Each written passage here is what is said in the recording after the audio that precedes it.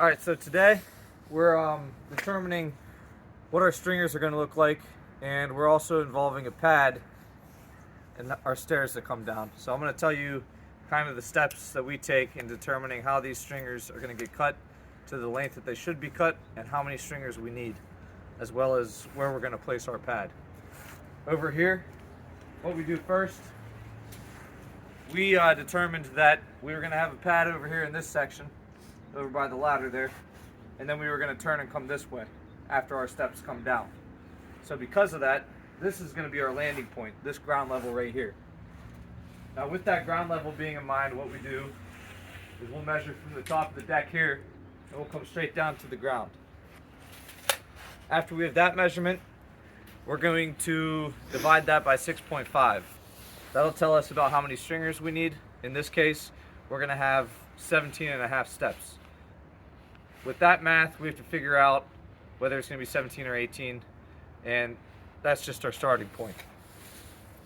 We'll come over here, and we want to make sure that wherever we put our pad has enough clearance from the bottom of this, if we're falling underneath that.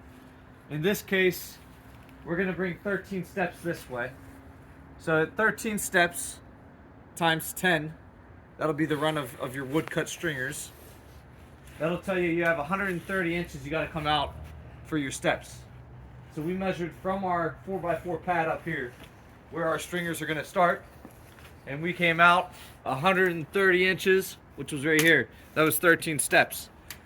However, we determined we wanted to go one more step, so we did 10 more inches. So we're at 14 steps. So now what we'll do is we'll take a level and we'll come down, and that tells us where our pad and our holes kind of got to be, and we'll figure that all out. We're going to cut 14 stringers right now. And alright, so we got all our measurements for the stringers.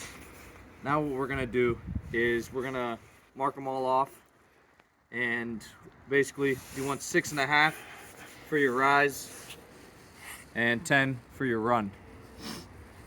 And with that being said, you need to set your stair gauges if you have these. It's nice to have these because you can just slide it down and continue an accurate measurement the whole way.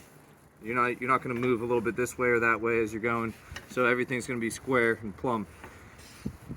Now with these stair gauges, they're like $10. You might as well pick them up if you're doing this a lot. Alright, so now that we have the stair gauges on there, we have them where we want them. We're going to go ahead and mark some of these and show you how it looks.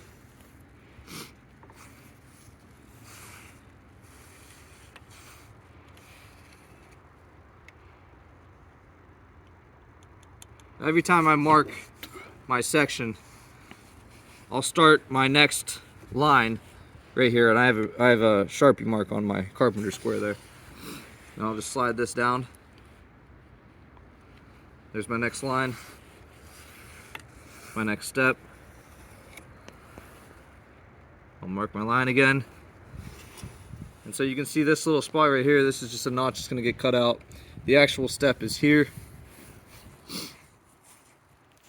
And we just run the rest of that